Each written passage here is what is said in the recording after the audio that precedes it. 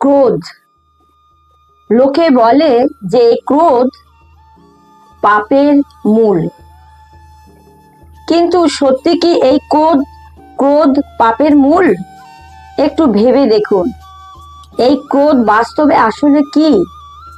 এই ক্রোধ একটা অনুভূতি যা আপনার মধ্যে হঠাৎই অসীমিত তেজ সঞ্চালন করে।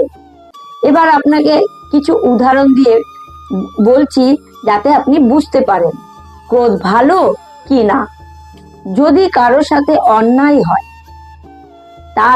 আর এটা দেখে আপনার ক্রোধ হয়, এই ক্রোধ আপনাকে তার সাহায্য করতে প্রেরণা যোগায়, তাহলে এই ক্রোধ অবশ্যই ভালো।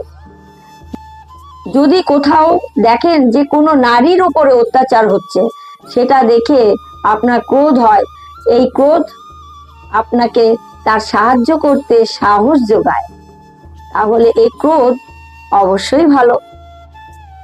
যদি এই সংসারে কোথাও আপনি কোনো অনৈতিক কাজ বা ছলনা দেখেন, আপনার তাতে ক্রোধ না হয়, কিছুই অনুভব করেননি, তাহলে এটা কাপুরুষতা।